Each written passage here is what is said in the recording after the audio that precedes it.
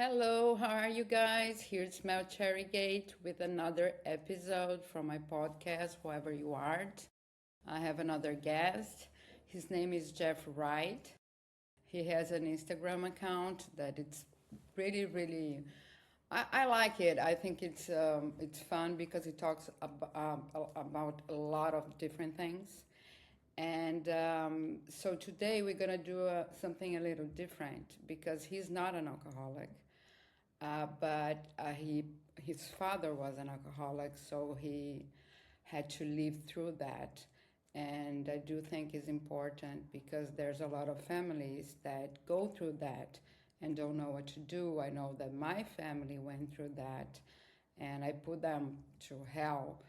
And so I do think it's important to give also the family and who's also affected by the addiction to tell their story. So I have Jeff here, and we're gonna talk about and have a little chat and talk about everything. Hey Jeff, how are you? I am fantastic. Thank you for having me on. Thank you so much for being able to do that with me. And so, do you want to talk a little bit about your Instagram or you want to talk about this journey that I was talking about your father? And Well, yeah, actually, the Instagram will the story kind of sums it up. I own an insurance brokerage company. We do insurance all over the world, okay. and I didn't really start doing social media until 2020. And the only reason that I did it is because a lot of our people couldn't work, and they were having to sell over the phone, and we were having to do virtual meetings like you and I are doing right now. And I'd never done Zoom. I'd never done any of that. And so I was doing social media then, talking about sales things, how to improve your things on influencing people, your relationship things to do because relationships in business and relationships at home are very similar. Mm-hmm. and uh, and that's all I talked about for a long time. And I was basically doing it on social media I was doing it for my benefit. I wasn't doing it for anyone else's, just to practice Mm-hmm. for what I was going to do on the Zoom calls. And so, fast forward to 2 years ago, um, a young lady who works for me. She's worked for me for a long time. She calls me and she lives in California and she's hysterical. She's crying, screaming. And I thought she had stolen money or something. I didn't know what was Mm-hmm. wrong with her. And anyway, what had happened was she was living with a guy for 3 years who drank a bottle of vodka a day. He had beat her up numerous times, put her in the hospital numerous times. She had two dogs. He killed both of them. Oh my God. Um, and what she was so concerned about was that they were going to get married in Mexico. In fact, my wife and I, we were going to go to their wedding in Puerto Vallarta. And her father had already put all this money down for the wedding and all that. And she was wondering, should I still marry this guy because I don't want to have my father waste all this money and I'm afraid of what people are going to think of me being in this kind of a situation. And that brought up lots of things with my childhood. And I told her, you need to run away. Doesn't matter what they think. In fact, if your father really loves you, he's going to understand. He's not even going to care about the money. Mm-hmm. And thankfully, I talked her out of leaving this guy. But she didn't leave him because of the money or anything else. She left him. She was hesitating leaving him because of the fear of embarrassment, which to me is insane. But I found out later that after having this discussion for a couple of years, that's actually why a lot of people think that people stay in these relationships because of money, and that's not true. It's because of what they're afraid of what their perception is going to be to other people. And so I was very passionate about it. I made a video about it. I didn't name her. I never name anybody. And I posted the video, maybe 90 seconds. It's pinned on my Instagram about don't marry somebody that drinks every day. And I think over all the platforms, that video's probably been hit 20 million times. Oh my God. And it just blew the following up.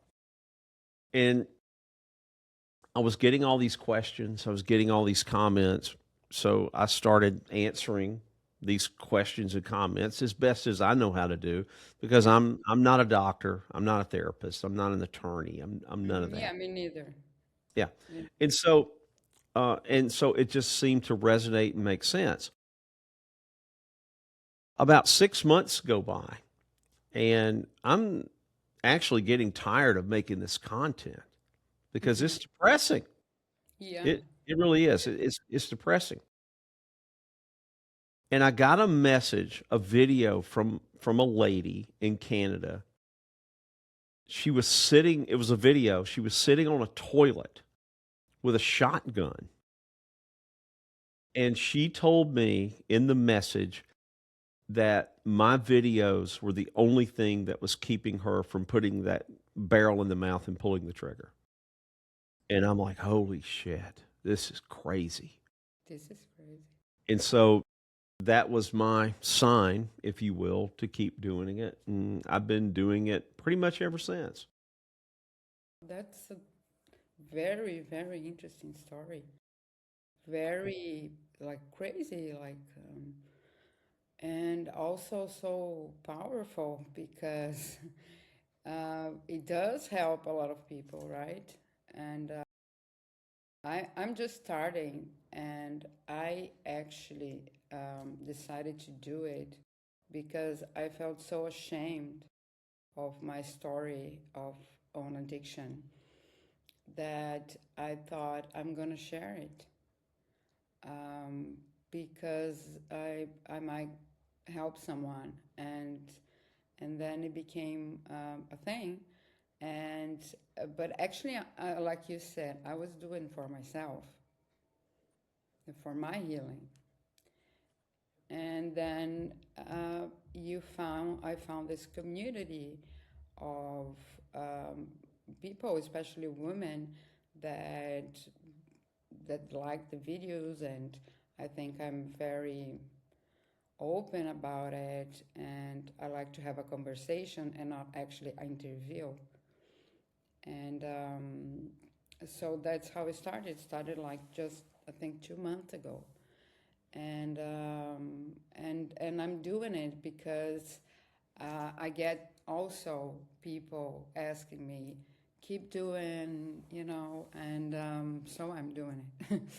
And but in the beginning, I started like doing every day, every day, every day, and then now I'm going a little, because like you said, it is depressive. It's not a subject that it's uplifting or something. And but I do talk mostly with people who are in recovery, so Yes. they are already in recovery and trying to get better. And for me, what happened is that I was sober for like 8 months, but I was bad. I was not good, you know. I was pretending I was in this great place, but I was not. I was completely disconnected from myself. I just knew I couldn't drink, and that's all I had in my mind, not drinking. And then actually when I started to do the videos, I started to feel more connected, and I think I found, because when you're doing the videos, you have to watch yourself, right? So um, you kind of get to know yourself a little better, even the way you sound, and then I saw the videos, the first ones, that I sound depressed on the video, on the interviews. And then I started to think to myself, am I okay? Am I really okay? or I'm depressed. Well, And the just, more that you expose yourself, mm-hmm, because I mean, I expose myself. I expose the personal life that I've had mm-hmm, with my first wife, which was a living hell also. mm-hmm, Um, but it really, the more that you talk about your problem, the more that you get it out in the open, the mm-hmm, more that you talk about your struggles. Um, it's wonderful because there's, you know, whatever judgment is thrown on you, it just bounces off. yeah, I it's mean, true. you wouldn't believe the hateful comments that I get. They're unbelievable. The ones that I get, and I'll admit, at first they did bother me. Now I could care less because I'll get a really bad or even threatening. I mean, I've had people threaten to come to my house and shoot me. Okay, But uh, why? Like, have you? because people are crazy, Yeah, and people. and but you know, for every one of those that I get, I'll have 10 messages from people saying, "Hey, you have no idea that you're helping, and how you're helping me, and how you're helping a lot of people." And you know, that's the thing about doing what you're doing. You, no doubt, have helped people, and I know that I have. You've helped people that you'll never hear about, that you'll Mm-hmm, never know about, and you know, a lot of people, a lot of my content is geared towards women. mm-hmm, That mm-hmm. doesn't mean that men aren't dealing with this shit, because they are. Okay. Yeah, The reason why I gear a lot of it towards women is women are far more likely to raise their hand and say oh, something. yeah. Yeah. Uh, Men are not. yeah, that's one of the reasons that I like to interview men because I think for men it's more shameful to say, okay, I can't handle my drinking or I an addict, and because society, uh, you know, expect like the man to hold a drink to, you Hmm. know, be a man, drink, you know, Yeah. and so when they make themselves vulnerable and talk about it, I think it's something that it's really, you know. So I like to talk to both of them, men and women. But of course, women. I think we had, which I was a part of, especially during COVID, the wine mom thing, you know, wine time, and I think a lot of women got lost in this, and I'm one of them. And have just lost my father, so was everything together. And now I see so many women going in the opposite direction, the direction like sobriety, because it became a problem. Yeah. I mean, I don't know about in Portugal. I'm assuming that's where you were during COVID.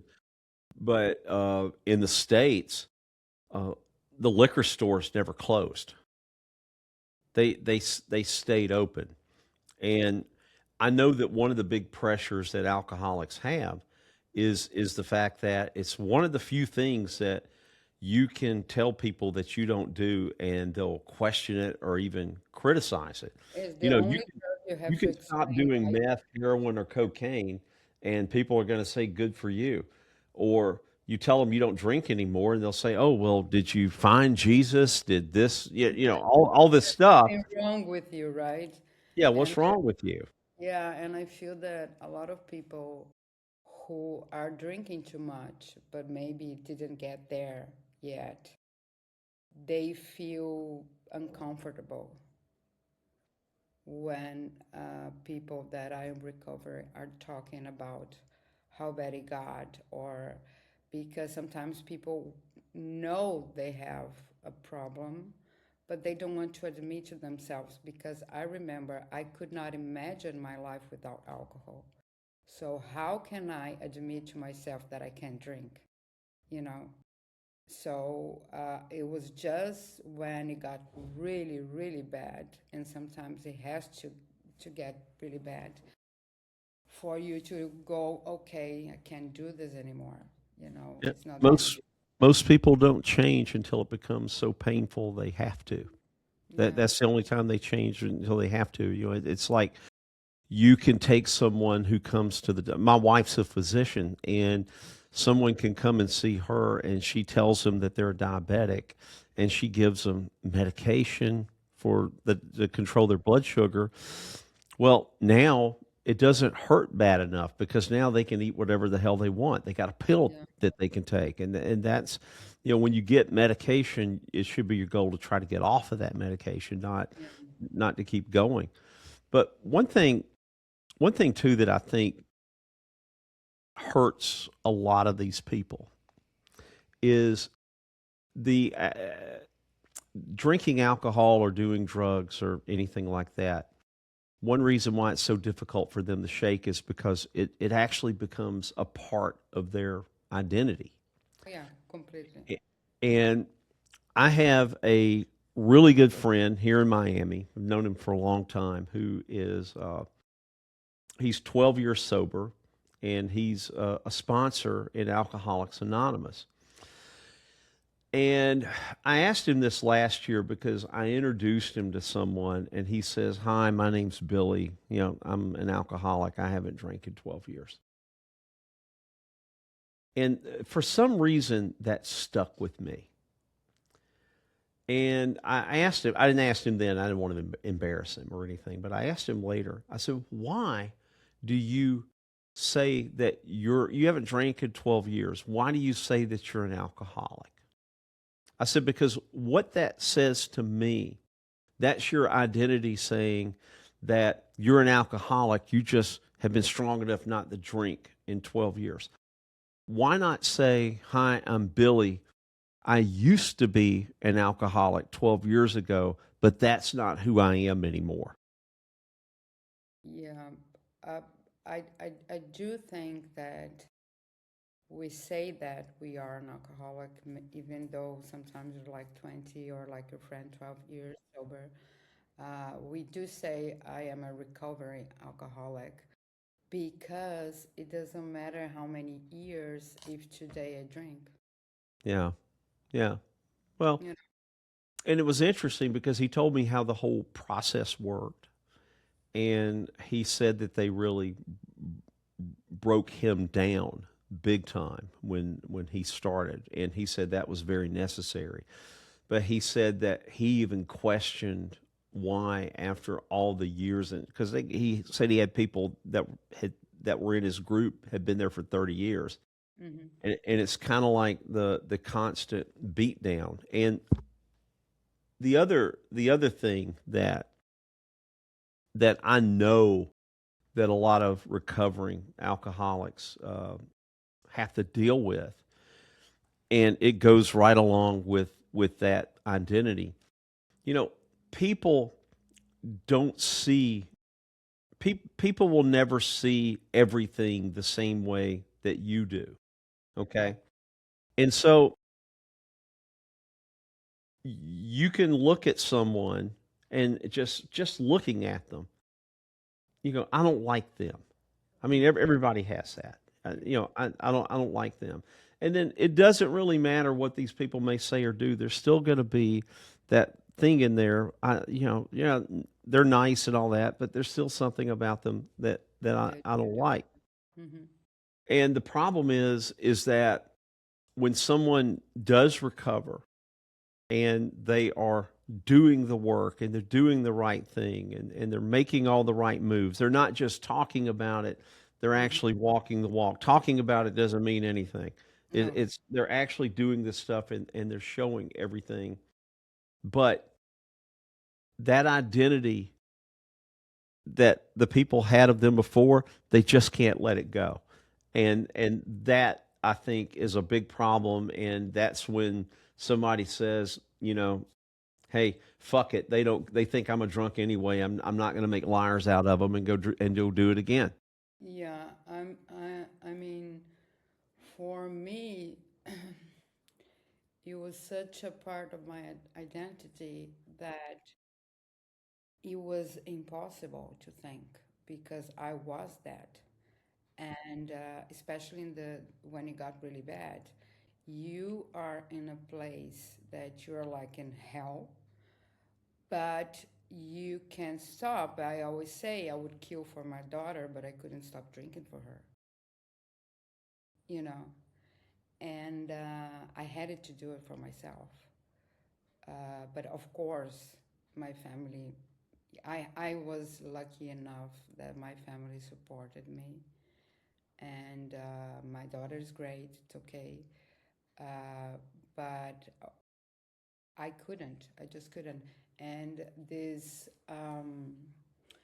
identity that you can only have fun if you drink, or it goes from I can only go out and for a dinner party or a party or whatever if I drink, to when it got really bad, to I can only go to a school meeting if I drink, you know, and then embarrass yourself and your kid because you think that no one is noticing and everybody knows. You know, it's a really hard place to be because you don't want that, of course. I don't think no one wants that. Of course, some people are more aggressive than others. But for me, it comes the abuse because I couldn't sit with myself. Um, I, I, I was so uncomfortable with my own self that when I drank, your mind kind of go stop with the self-loading thinking. And so after you stop drinking, if you can, or in my case, I had to go to rehab, then you have to see what's behind that, right? So that's when you start to work on therapy, like I do. Some people go to AA, some people do whatever they have to do, or talk to friends, and so it's just like in finding out the root, and I did find out, uh, and then it becomes I don't think it's easier, but it becomes possible. I don't know about in Portugal how rehab works, but nearly every doctor that I know here, and I know a lot of them, Hmm. tell me that the most people to successfully do rehab, they have to go 7 or 8 times. And rehab is an enormous, enormous business here. Enormous. And it's because insurance pays for it. Hmm. And if insurance didn't pay for it, there weren't. Yeah, I don't think there would nearly be the problem that we have now. yeah, that's true. And I went to Brazil in rehab because my best friend he's an addict, but he's in cocaine, and he's 5 years sober, and he saw how bad I was. And so I went to Brazil to go to the same rehab he did. And my mom was there, it was easier. And so it, I have like, mixed thoughts about rehab because I did had to go 3 times. The first time, I just like in the first week, I think I drank. And then the second time, it lasts a little longer, but I relapse again. And then the third time, I was there for 1 week and I said, enough. I can't. I can't anymore. I'd rather die drinking. I rather, I mean, whatever. I can't do this to myself and to the people I love anymore. So then I got out against my therapist and everybody that knew me or was in the clinic, out of the clinic. But my mom believed me when I said that I was done. And I was done. And then I never drink again. Good for you. Thank Good for you. you. That's awesome. And I couldn't believe that I could get that. It's just 13 months, but I couldn't believe I would get 5 hours because when you are so addicted to the substance, it's not a day at a time, it's a second at a time, it's a minute at a time that you have to. No, I'm not gonna. And but it's worth it. It's great. I mean, I had I still have my anxieties. I have my problems, but now I can't be proud of myself. And I think I never really been proud of myself. And so this is this is kind of magical, kind of awesome. And then the interviews, and today I talked to a lady that she's awesome. I cried. She because she was really open about talking about her whole life and her traumas, and she's already a woman, um, and uh, and we had so much in common, and I cried, and it's like therapy. Yeah. Yeah. You know, a lot of these therapists, I think they become therapists so they can figure out why they're so screwed up. Yeah. I love how honest you are. That's what I look for when I'm interviewing, talking to someone, because it is, you know, Yeah. it is. And And a lot it, of the coaches that I talk, they were alcoholics, and then they wasn't recover, and then they became coaches, and um, and it does become like a full-time job to be an addict and also a full-time job to be in recovery.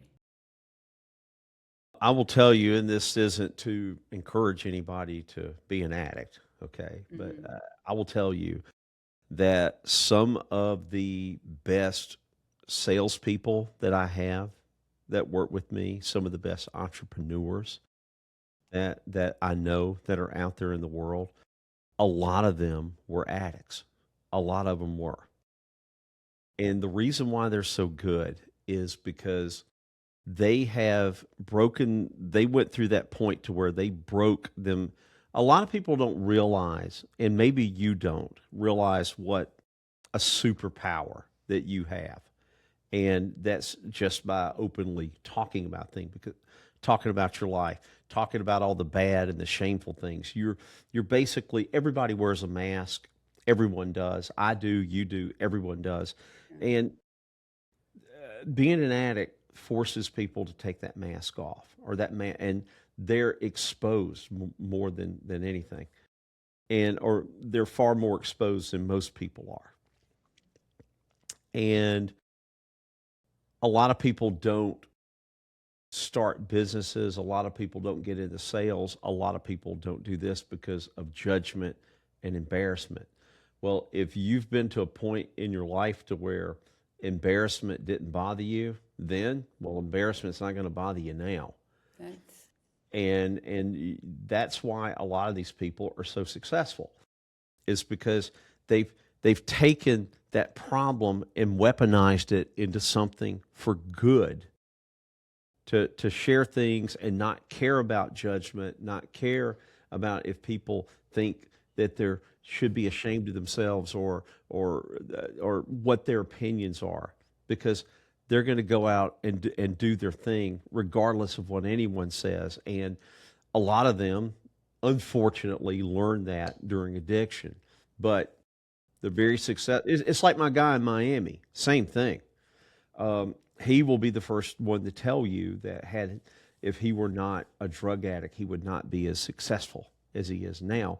that's a perspective that I never thought about it, but it does make sense because I don't Hmm. care anymore Yeah. about almost anything, especially the bad comment or um, I don't care because exactly I've been exposed in a way that it was just so unbelievable, like raw, and people judging you, and shame, and so we go through such a hard time that it doesn't matter. Yeah, and exposure will humble you. And I'll give you a really funny example. Back in July, my wife and I, we went trekking in the Himalayas through China and Nepal. And we're in a part of China that's very remote. You know, the towns are hundreds of miles apart. And we're on a bus with probably 21, 22 people, and about half of them were women. And and so we're driving along, and they said, well, when there's a bathroom stop, stop at the next bathroom. The guy just pulls over. There are no bathrooms, and these women are saying, what am I supposed to, because there's no trees, no bushes, there's nothing. Mm. And these women were saying, well, there's no way in hell I'm going to squat on the side of the highway. Okay, fine. Every one of these women ended up doing it because they had to. Yeah. Yeah. And then they had to do that. They suffered that shame of Mm. doing that. I'm not saying this is good or bad. They did that. Then they ran out of toilet paper. So what they do next? When they had to stop again, they were taking clothes out of their bags and tearing them up to do that. And so by the time they had done this 3 or 4 times, had really taken the mask off, saying that they wouldn't do something, and they actually did it, maybe even worse than Hmm. what that they thought they would do, then the humility just came over them, and they were actually far more pleasant to be around. That's crazy. Yeah, but it makes sense Yeah. because we built up all those walls that how we want people to perceive us. Like I'm this, I'm that, and then when you lose that, then you kind of can be whatever you want because it doesn't matter. So when I started a podcast, I was like, no embarrassed at all. Like I would talk like I'm talking now from the first episode, and I never done this before, never. And in another language that's not mine, and because I wanted to reach more people, and I just did it because I didn't care. Good for you. Thank you. Good for you. And I love the things you say. You're a very smart guy. The way you see the perspective of things, and this is a gift to be able to analyze a situation Yeah. in such a way. And probably that's why your Instagram is so popular. It's because of your view. It's very, very accurate and interesting. Well, thank you. I mean, a lot of this stuff people ask me where, I'm sorry, someone had tried to That's call okay. me. I told them I'd call them back. Um, well, I really appreciate that. And a lot of people ask me, how do you find this stuff to talk about? Well, yeah, I talk to a lot of people every day. And a lot of it, is just my thoughts on these things. Your perspective. Yeah, my perspective of it. I did one this morning talking about, my mother, who's 86 years old, is visiting with me, and she has to have these special things that older people have to have. And then, oh my God, I try to open this stuff, and you can't open it. It's got all this safety stuff on it. And I'm sitting there wondering how the hell can 80-year-old women open up the stuff that they need without help? So Yeah. I did a video on that, and people, it just resonated with people. Yeah. Um, Because I do think that what people are looking, it's connection. And I know that, especially when you are an addict or an alcoholic, you lose the connection to everything you do, because you do. nothing is real. You create a world of your own that drinking in the morning, it's normal. and then drinking all the day long. It's normal. So that's how it goes with your mind. Like it takes you to a place of madness because it is. Yeah. It's not real. I have never not drank. I have drank a few times in my life. Not very much. Doesn't take much for someone like me because my tolerance to alcohol is very low. But I never I cannot ever remember getting drunk and waking up the next morning and going, "Wow, I'm glad I did that." No, never. No, it's never happened. And what a lot of people don't realize here, it's probably where you are too, but here in the states, especially here in Florida, drinking and driving, that's a major Yeah, offense. You can go to yeah. prison for that. And I know three people over the last 5 years who just had either a glass of wine or a cocktail at a restaurant. They get in the car, they're not even drunk. Hmm. They drive home. Somebody runs a traffic light. They all three of these people had accidents that was not their fault, and one Hmm. person got killed in that Wow. accident. And the person that got killed in the accident, my buddy, uh, the only thing that saved him was that video cameras saw the whole thing. Okay. Otherwise, he was going to get charged with vehicular homicide, and he was going to go to prison for 5 years. But even at that, it cost him $500,000 Oh my in God. legal fees to get out of it. And I'm like, why go to a restaurant and buy an overpriced drink because they're stupid expensive It is. in restaurants? Why do that and then get in a car and risk basically screwing up the rest of your life over a gin and tonic? To me, it Yeah. just doesn't make any sense. Yeah, it doesn't make sense at all, but I think that people don't care. Usually, most of people don't care. They just don't care because I see here all the time. People here you have a little limit that you can have in your blood system, but it's like one drink or one beer.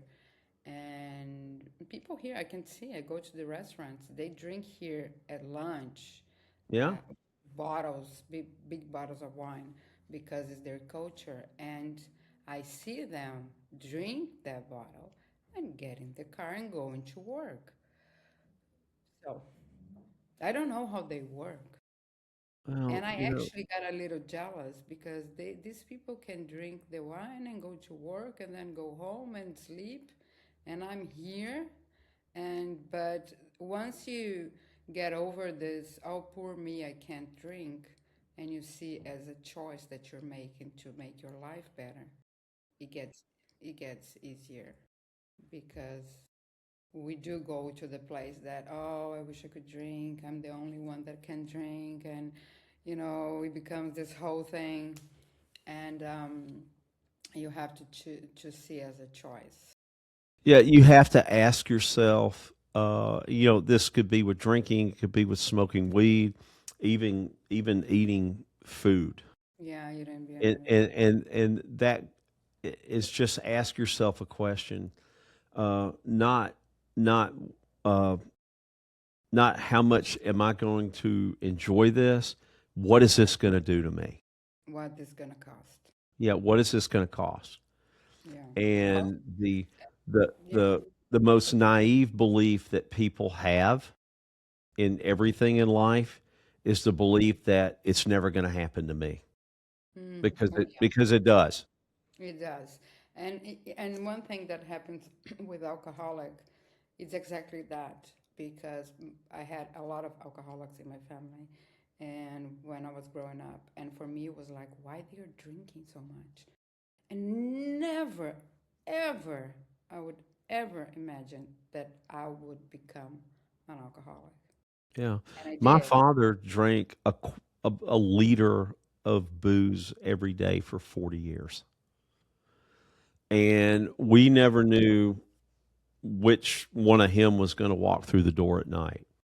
Oh, It could be the happy one, my could be the goodness. mad one, could be the mean one. It could be the Yeah. one that would just tear the house up, the one that would just beat the shit out of you for no reason. It could be any of that, any or all of that. And then the next morning, he would just wake up like nothing happened.